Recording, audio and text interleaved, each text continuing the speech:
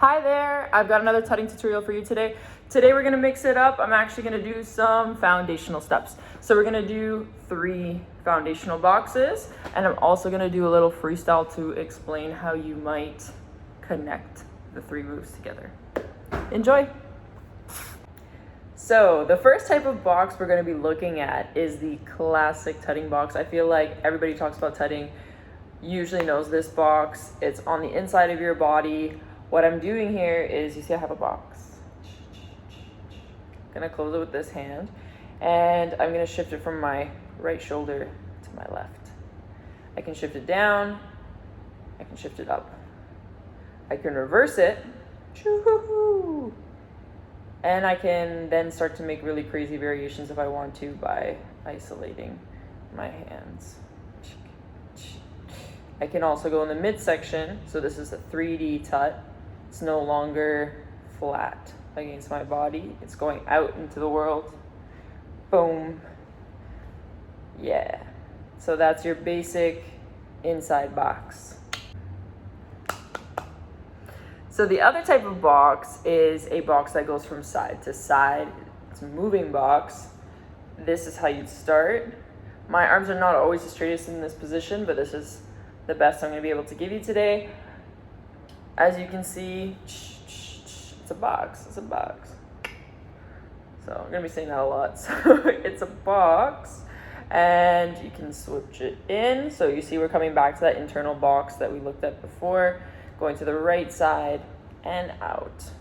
So I'm going to do that again, coming back to the right side, to the left side, flipping out. So now what's interesting is I've actually gone into the 3rd dimension again. So like I'm out here, I can just rotate it, and that already makes it more interesting. I can just flip my hands around, give it some movement. I can carry it, I can carry the box. Yeah. I can flip around, and then actually, so now if I want to connect the 2 moves that I just learned, I can take the inside box, I'm flipping it around, boom, boom, boom, boom, boom, boom.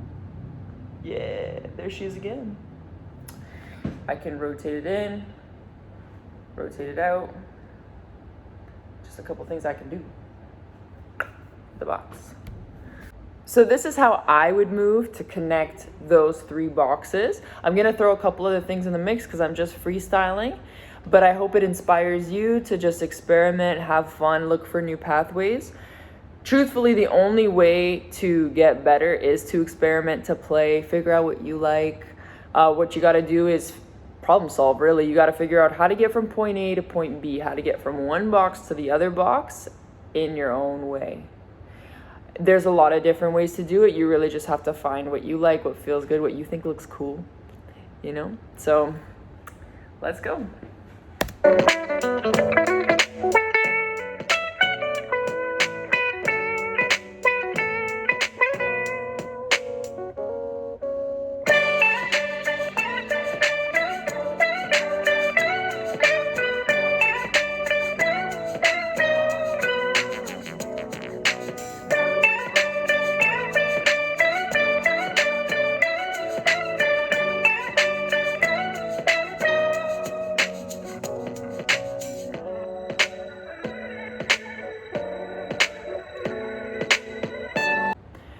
So that is how I would freestyle to connect the movements. Obviously, it's not perfect. It's not the cleanest. Sometimes I make a mistake, but that's just what it is when you're trying to go full out or just flow with your movement without stopping.